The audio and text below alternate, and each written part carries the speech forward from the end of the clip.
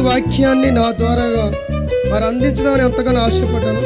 కానీ వాతావరణం అనుకూలించదేమో అనిపించింది. కానీ దేవుడు మనకి అనుకూలపరిచాడు. మనం ప్రార్థన చేయటం వలన దేవుడు సమయాన్ని మనకు అనుగ్రహించాడు కాబట్టి వందనాలు తెలియజేసుకుంటున్నాను. పిల్లలు మరి ఒక పాఠాన్ని మనం ధ్యానించుకుందాం. 10 నిమిషాలు. కమ్ముకొస్తున్న ప్రమాదాలు మారని మనుషుల నైజం. కమ్ముకొస్తున్న ప్రమాదాలు మారని మనుషుల నైజం. నిజంగా ఈరోజు మనుషుల పరిస్థితి చూస్తే ఏ మనిషి కూడా దేవుని కొరకు మారి బ్రతకాలన్న ఆలోచన కనబడట్లేదు. ఏ దేశం చూసినా కానీ దేవునికి వ్యతిరేకమైన బ్రతుకులు కనబడుతున్నాయి. అందుకనే చూడండి, ప్రపంచ దేశాలలో ప్రమాదాలు ఏ విధంగా కమ్ముకొస్తున్నాయో మనకు తెలుసు. ఈ మధ్య కాలంలో ఎబోలా అనే వైరస్ తో మనుషులను రక్తం కక్కుని చచ్చే విధంగా చేస్తుంది. ఎందుకు ఈ ప్రమాదాలు మనుషులను ఈ విధంగా చనిపోయేటట్టు చేయాలి? అలాగే మన సింగపూర్ లో కూడా ఈ మధ్య కాలంలో కరోనా మళ్ళీ విజృంభించుతుంది. మీ అందరికీ తెలియాలంటే వార్తలు చూస్తే మీకు అర్థమైంది. ఈరోజు వార్తలు చూసే పరిస్థితి లేదు. మనుషులు టీవీలు చూస్తున్నారు కానీ ఎక్కువగా ఏం చూస్తున్నారంటే సీరియల్ చూడడం ఎక్కువగా మనుషులకి ఇష్టపడుతున్నారు. జోక్స్ చూడడానికి, సీరియల్ చూడడానికి, సినిమాలు చూడడానికి తమ టైం అంతా పాస్ చేస్తున్నారు. కానీ లోకంలో ఏం జరుగుతుంది, ఎలాంటి ప్రమాదాలు మన చుట్టూ పొంచుకొస్తున్నాయి అనేది ఎవరికి అర్థం కావట్లేదు. మన ఫిలిప్పైన్స్ లో కూడా భూకంపము 7.8 సెక్టర్లో మరి భూకంపంతో దేశం ఏ విధంగా మారిందో మనందరికీ తెలుసు. మరి ఎందుకయ్యా ఈ యొక్క ప్రమాదాలు మన చుట్టూ ఎందుకు పంచుకొని ఉన్నాయంటే మనుషులు మారాలని. మరి ఇన్ని జరుగుతున్న మనుషులలో మార్పు వస్తుందా? ఈరోజు చూడండి, దేవుని వాక్యం వినడానికి మనం 3 రోజులు ఏర్పాటు చేసాం. గత రాత్రి మనకి సమయం మనకు అనుకూలించలేదు కాబట్టి మరి మొదటి రోజు ఎంతమంది వచ్చారంటే కనీసం ఒక 20 మంది కూడా రాలేని పరిస్థితి. మరి చివరి రోజైనా దేవుని యొక్క మాటలు విందాం, వెళ్దాం. మరి అక్కడేదో దేవుని మాటలు చెబుతున్నారంట, అక్కడేదో పాటలు వినపడుతున్నాయి, ప్రసంగం వినపడుతుంది, వెళ్ళి విని మారాలి అనే ఆలోచన మనుషులలో లేదు. కొన్ని విన్న వాళ్ళైనా మారి దేవుని కొరకు బ్రతుకుతున్నారంటే అలాగో లేదు.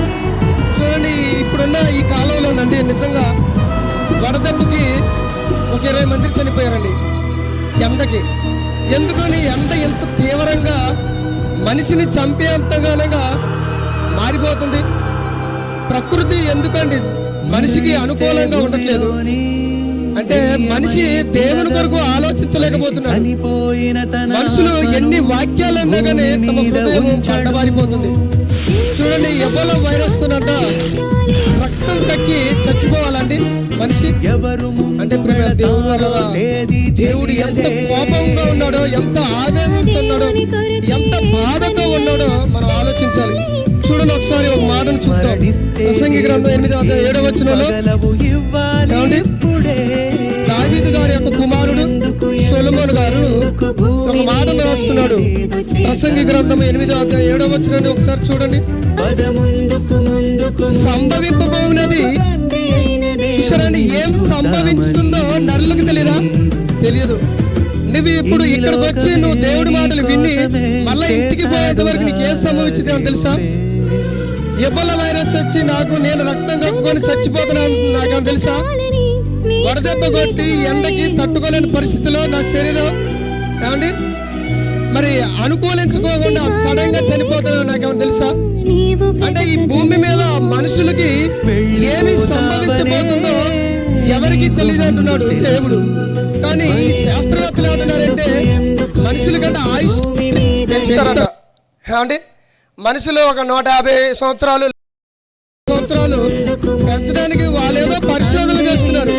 కానీ దేవుడు అంటాడంటే మన నాయన నువ్వు ఎంతకాలం బతుకుతావో నీకేం సంభవించిందో తెలియదు అంటున్నాడు. అది ఎలా సంభవించిందో తెలియదు. కరోనా వైరస్ తో సంభవించవచ్చు, వడ దెబ్బతో సంభవించవచ్చు, ఎబోలా వైరస్ తో సంభవించవచ్చు. ఎలాగైనా సంభవించి ఎలాగ సంభవించినో వారికి తెలియజేయ వాళ్ళు ఎవరు? మనుషులకి ఏమి సంభవించబోతుందో ఎవరు తెలియజేయగలరు? ఎవరు తెలియజేయాలి అంటే దేవుని వాక్యాన్ని తెలిసిన దైవజనులు ప్లస్ విశ్వాసులే తెలియజేయగలరు.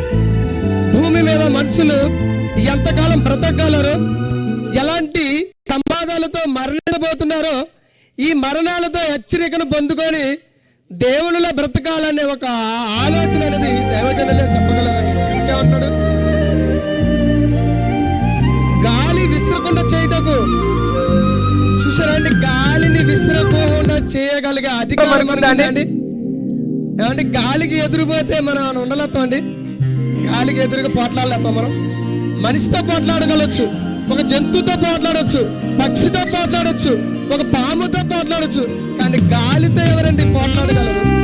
గాలికి ఎదురుపోతే గాలి ఏం చేస్తుంది? నిన్ను నెట్టు పడేస్తుంది. అదే చెబుతున్నా. ఏమంటాడు ఇంకా? మరణము అనేది, మరణ దినము ఎవరి వశము కాదు. అది ఎవరి వశం ఉంది? దేవుని వశమే. అంటే మనుషులకు మరణము ఎలా సంభవించాలో, నువ్వు ఎలా చనిపోవాలో, నీ మరణ దినం అనేది ఎవరి చేతిలో ఉంది? దేవుని చేతిలో ఉంది.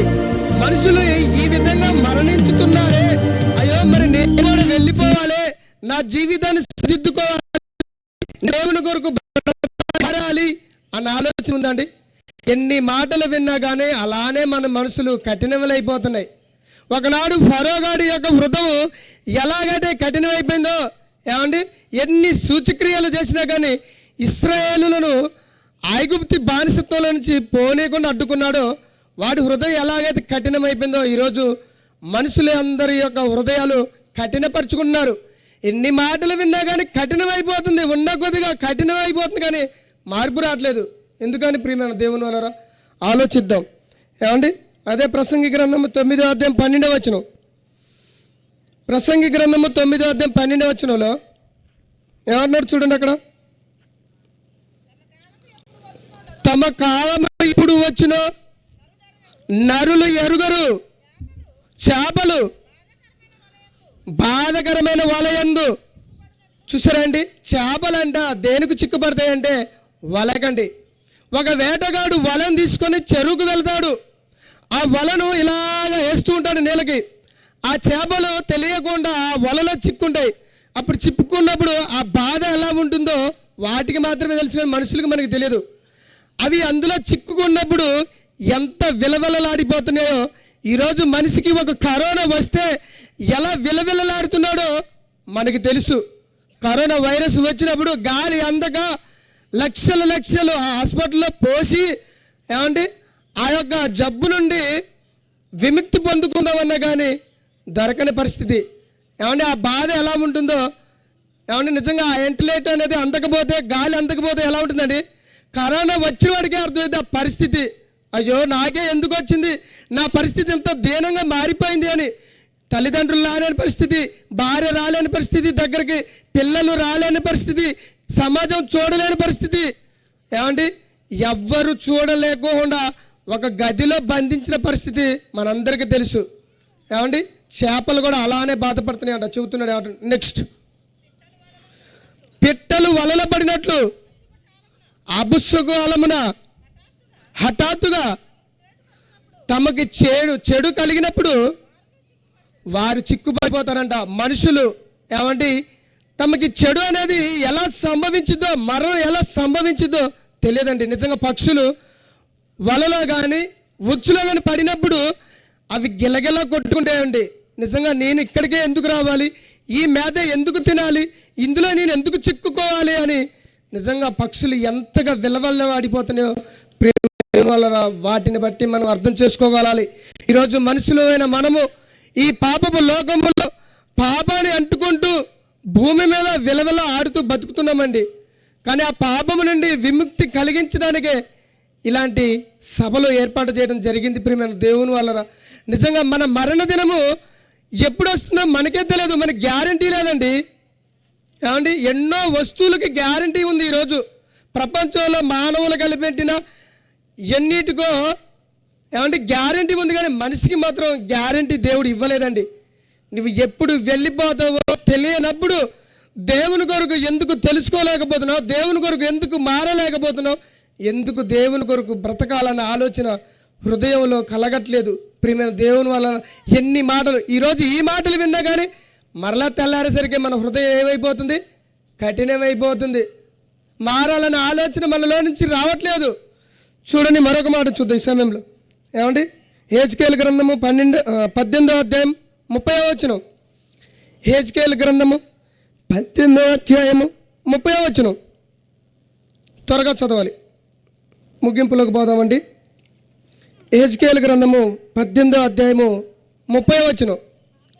కాబట్టి ఇశ్రాయేలులారా, ఎవరి ప్రవర్తన బట్టి వానికి శిక్ష. చూసారండి, ఎవడు ఎలాంటి ప్రవర్తన బతుకుతున్నాడో వాడికి అలాంటి శిక్ష, ఎలాంటి పాపం చేస్తున్నావో అలాంటి శిక్ష. అందుకనే చూడండి, చాలామందికి ఎలాంటి శిక్షలు పడుతున్నాయి.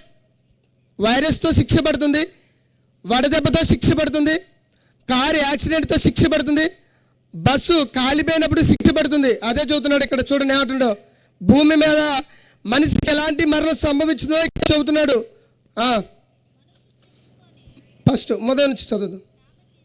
కాబట్టి ఇశ్రాయేలులారా, ఎవరిని ప్రవర్తన బట్టి వానికి శిక్ష దేవుడు విధిస్తున్నాడు. మనసు త్రిప్పుకొని మీ అక్రమములు మీకు శిక్షాకాలములు కాకుండానట్లు వాటన్నిటిని విడిచిపెట్టాలి. ఏంటి విడిచిపెట్టాలి? పాపాన్ని విడిచిపెట్టాలి. మన ప్రవర్తన దేవుని ఎదుట సరి అయినదిగా కనబడకపోతే మనం దేనితో మరణిస్తామో తెలుసా? ఒక బస్సే వచ్చి మనకు గుద్ది చంపొచ్చేమో, ఒక కారే వచ్చి గుద్దొచ్చేమో, ఒక వెడదెబ్బతో. ఏమండి, మనకి పనికి వెళ్తాం కదండి, పొద్దున్న లేస్తే ఎవరైనా పనికి వెళ్తారు. ఆ పనికి వెళ్తున్న సమయంలో పొద్దునంతా కష్టపడుతుంటాం. ఆ ఎండకి వడదెబ్బ కొట్టి ప్రాణాలు పోగొట్టుకున్న వారు లేరా? ఉన్నారండి. మీరు వార్తల్లో చూస్తే మీకు అర్థమైంది, 25 మంది దాకా వడదెబ్బతో ఈ సంవత్సరంలో చచ్చిపోయిన వాళ్ళు ఉన్నారండి. అంటే ప్రియమైన దేవుని వల్లరా శిక్ష ఏ మనిషికి ఏ రూపంలో వస్తుందో తెలియదు అంటున్నాడు. ఆ శిక్ష నీకు రాకుండా ఉండాలి అంటే నీ మనసుని ఏం చేసుకోవాలి? మార్చుకోవాలి అంటున్నాడు. మన చుట్టూ ఎన్నో ప్రమాదాలు పుంజుకొని ఉన్నాయండి, అది మనకు అర్థం కావట్లేదు. తుఫాన్ ద్వారాగా కావచ్చు, ఏమండి మరి వైరస్ల ద్వారాగా కావచ్చు, భూకంపాల ద్వారా కావచ్చు, ఎండ ద్వారా కావచ్చు. చూడండి ఒకసారి ఎండ ఎందుకు కొడుతుంది అనేది ఒక మాట మీకు చూపిస్తాను. ప్రకటన గ్రంథము 16వ అధ్యాయం 9వ వచనం. వడదెబ్బతో ఎందుకు చనిపోవాలి ఆ మనుషులు అంటే ఇక్కడ చెబుతున్నాడు భక్తుడు. కాగా మనుషులు ఆ తీవ్రమైన వేడితో కాలిపోయి తెగుళ్ళ మీద అధికారము గల దేవుని నామాన్ని దూషించుతున్నారే కానీ ఆయనని మహిమపరచలేదు. చూసారండి, ఎండ బాగా కొడుతుంది అనుకోండి, ఏమని తిట్టుకుంటారండి? ఏంది ఎండాకాలం ఏంది ఇలా కొడుతుంది, ఈ మాయదారి ఎండ చేయబట్టి మనుషులంతా ఇబ్బంది పడుతున్నారు, తిట్టుకుంటున్నా లేదండి. అంటే దేవుణ్ణి దూషించుతున్నారే కానీ మారాలనే ఆలోచన లేదు. ఎండ మీద అధికారం ఎవరిచ్చారు? ఎండ ఆ విధంగా బగబగ మండాలని దేవుడే అధికారం ఇచ్చింది ఎండకి. నువ్వు మనుషులు ఎలాగైనా నా మాట వినట్లేదు, మారట్లేదు, ఎన్ని చెప్పినా వాళ్ళు అలాగనే ఉంటున్నారు. కాబట్టి నువ్వు కొంచెం ఏం చేయాలి? వేడెక్కిపోవాలి. ఆ వేడెక్కిపోయి మనుషులను తీవ్రమైన వేడితో వాళ్ళని ఏం చేయాలి? చంపేయాలి అనే అధికారాన్ని దేవుడే అనుగ్రహిస్తున్నాడు. కాబట్టి ఇప్పుడు మన దేవుని వల్లరా మన బ్రతుకు దినముల్లో ఏమంటే మన చుట్టూ ప్రమాదం పొంచి ఉంది. ఏ విధమైన ప్రమాదాలతో మనల్ని ఈ లోకంలో నుంచి వెళ్ళిపోతాం మనకి తెలియదు. కాబట్టి మన హృదయాలను మార్చుకోవాలని వాక్యం సెలవిస్తుంది. హెజ్కేలు గ్రంథము 18వ అధ్యాయము 19వ వచనం చూద్దాం ఒకసారి. ప్రియమైన దేవుని వలన హెజ్కేలు గ్రంథము 18వ అధ్యాయము 19వ వచనం.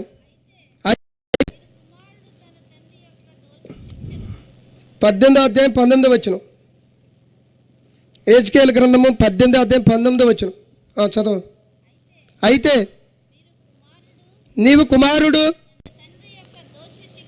తన తండ్రి యొక్క దోష శిక్షను ఎలాగ మోయట్లేదని చెప్పుకొనుచున్నారు. కుమారుడు నీతి న్యాయమును అనుసరించి నా కట్టడలన్నిటిని అనుసరించి గైకొనును గనుక అతడు అవశ్యంగా బ్రతుకుతాడు. భూమి మీద నువ్వు ఎక్కువ ఆయుష్కాలం కలిగి బ్రతకాలి, నీకు ఏ యాక్సిడెంట్ కాకుండా, ఏ వైరస్ నీ శరీరాన్ని తాకుండా భూమి మీద ఎల్లకాలం బ్రతకాలి అంటే నువ్వేం చేయాలి తెలుసా? దేవుని యొక్క ఆజ్ఞలను పాటించాలి. దేవుని ఆజ్ఞలను ఇతరులకు కూడా పంచాలండి. ఈరోజు దేవుని మాటలను ఎంతమందికి పంచుతున్నారు? క్రైస్తవులు అనబడుతున్న వాళ్ళు, విశ్వాసులను చెప్పుకుంటున్న వాళ్ళు దేవునిలోకి వచ్చిన తర్వాతకి దేవుడు బాధ్యతని విశ్వాసులు కూడా అప్పగించాడండి. పేతురు రాసిన మొదటి పత్రికలో మనకు కనబడుద్ది ఏమండి, 2:9 చూడండి ఒకసారి ఆ మాటను చూడండి. ఏమండి, పేతురు రాసిన పత్రికలో, అయితే చీకటిలో నుండి ఆశ్చర్యకరమైన తన వెలుగులోనికి మిమ్మల్ని పిలిచిన వాని గుణాతిశయములను ప్రచురము చేయ నిమిత్తము ఏర్పాటు చేయబడిన వంశం అండి. మనం ఎందుకు ఏర్పాటు చేయబడడం తెలుసా? దేవునిలో నీ అవసరం తీర్చుకోవడానికి కాదు. ఏమండి, నీ అవసరం తీరిద్దాను దేవుని నమ్ముకోవడానికి కాదండి. దేవునిలోకి ఎందుకు వచ్చామంటే దేవుని కుమారుడైన యేసుక్రీస్తు యొక్క గుణాతిశయములను భూమి మీద ఆయన ఎలాంటి బ్రతుకును బ్రతికాడో, ఎలాంటి జీవితాన్ని కలిగి జీవించి తన ప్రాణాన్ని త్యాగం చేసి లోకం నుంచి వెళ్ళిపోయాడో దాని గురించి నువ్వు ప్రకటించాలి అంటున్నాడు. ఈరోజు ఎంతమంది మనం ప్రకటించగలుగుతున్నామండి? ప్రియమైన దేవుని వలన మనమే దేవుని సన్నిధానానికి వచ్చి విని మారలేని పరిస్థితిలో ఉంటే మనం ఇతరులకి ఎప్పుడండి చెప్పేది? మనకి మరణం ఎప్పుడు సంభవించిందో తెలియదు కదా. మన ఆయుష్ ఎంతకాలం ఉంటుందో తెలియదండి. గ్యారెంటీ లేని జీవితాలు ఉన్నాయి. ఏమన్నాడండి యాకోబు గారు రాసిన పత్రికలో, మీ జీవితం మీరు కొంతసేపు కనబడి అంతలో మాయమైపోయారు. అంటే ఇక్కడికి వచ్చిన నేను తిరిగి ఇంటికి వెళ్తానో లేదో కానీ నమ్మకం లేని జీవితం మంది. అంటే ప్రియమైన దేవుని వలన మనం ఆవిరైపోకోకుండా ఉండగానే, భూమి మీద బతికుండగానే దేవుని మాటలు విని అనేకులను కూడా దేవుని వైపు నడచాలండి. కానీ ఈరోజు వినలేని పరిస్థితిలో ఉన్నారు. ఇన్ని కూడా మారలేని పరిస్థితిలో భూమి మీద మనుషులు బ్రతుకుచున్నారు. నిజంగా మన చుట్టూ ప్రమాదాలు ఎంతగా పొంచున్నాయో మనం అర్థం చేసుకోవాలి. చూడండి, 2 వచనాలు చూసుకొని ముగించుకుంది సమయంలో.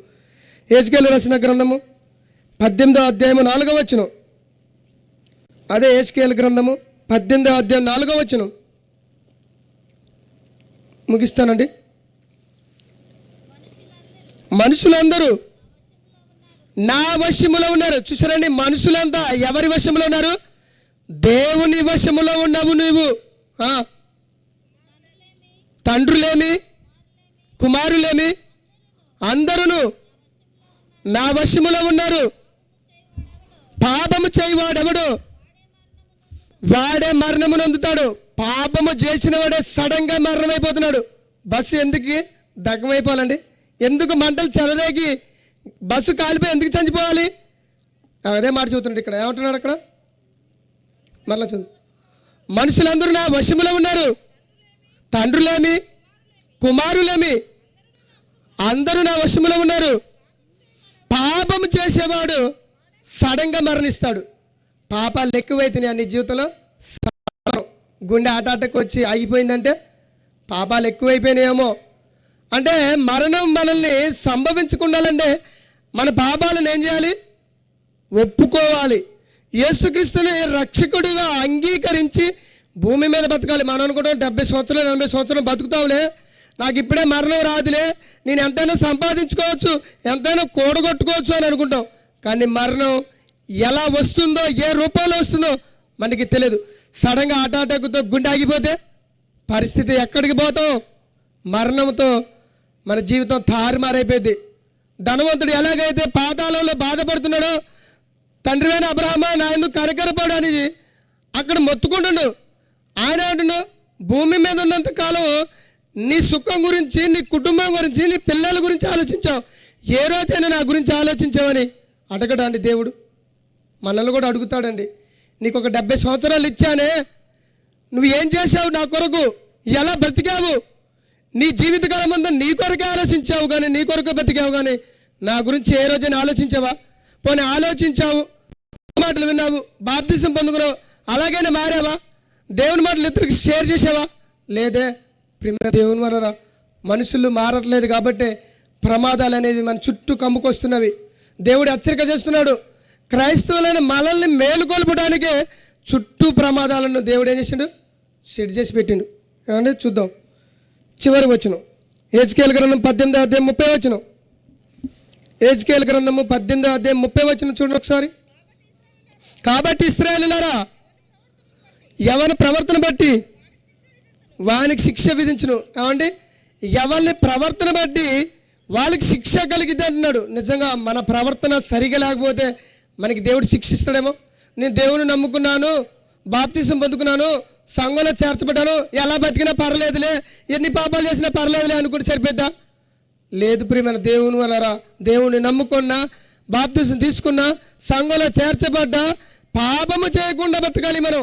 అలా బతికినప్పుడే దేవుడు మనకి ఆయుష్ని పొడిగిస్తూ తన కొరకు భూమి మీద బతికిస్తాడండి. అలా కాకుండా మనకి ఇష్టం వచ్చినట్టు బతికితే మధ్యలోనే మన జీవితం అయిపోయింది, ముగించబడింది. కాబట్టి ప్రియమైన దేవుని వలన మరి సమయంలో కళ్ళు మూసుకుని ప్రార్థన చేసుకుందాం. అన్నయ్య గారికి ఎక్కువ సమయం ఇచ్చుకుందాం. ప్రార్థన. ప్రేమ నమ్మకం కలిగిన మా గొప్ప దేవా, నీకు వందనాలు, స్తోత్రాలు తండ్రి. నిజంగా నాయన మా చుట్టూ నా తండ్రి ఎన్నో ప్రమాదాలు పొంచి ఉన్నాయి తండ్రి. మనుషులమైన మేము తండ్రి నీ మాటలు ఎన్ని విన్నా కానీ తండ్రి మా హృదయాలు అలాగనే ఉండిపోతున్నాయి. సాతానుడు ఏం పర్లేదులే, నీ మరణం ఇప్పుడు రాదులే, నువ్వు ఇప్పుడు చనిపోవులే అని మమ్మల్ని నిద్రపుచ్చుతున్నాడు తండ్రి. నిజంగా నాయన ఇలాంటి సభల వల్ల మేలుకొని నీ మాటలను విని మా ప్రవర్తన సరిదిద్దుకొని అనేకులకు నీ మాటలు చెబుతూ నీ వైపు నడిపించడానికి నాయన ఈ 3 రోజులు నా తండ్రి ప్రయాసపడ్డాము నాయన. జ్ఞాపకం చేసుకుని తండ్రి మీకు మహిమకరంగా మాకు దీవెనకరంగా నాయన ఇది జరిగిస్తున్నది నీ వందనాలు తండ్రి. ఇదిగో నీ కుమారుడు నాయన నీ మాటలు అందిస్తున్నగా తండ్రి, నీ కుమారుడికి సమయోచితమైన జ్ఞానాన్ని తెచ్చింది. ఇదిగో నాన్న ఇక్కడ చేరిన ప్రతి ఒక్క బిడ్డని పేరు పేరున జ్ఞాపకం చేసుకోండి. ఏ విధంగా నా తండ్రి ఏ ఆలోచనతో నీ సన్నిధానానికి వచ్చి నీ మాటలు వింటున్నారో అందరి హృదయ రహస్యాలు ఎరిగిన దేవానికి వందనాలు. వారందరినీ జ్ఞాపకం చేసుకోండి. మరొక దినము నిశ్చితమైతేనైనా ఇలా కూడుకునే భాగ్యాన్ని మా అందరికి ప్రసాదించమని ప్రభువైన యేసుక్రీస్తు నామములో ప్రార్థనకు సమర్పించుకున్నాం తండ్రి. మీరందరికీ వందనాలు.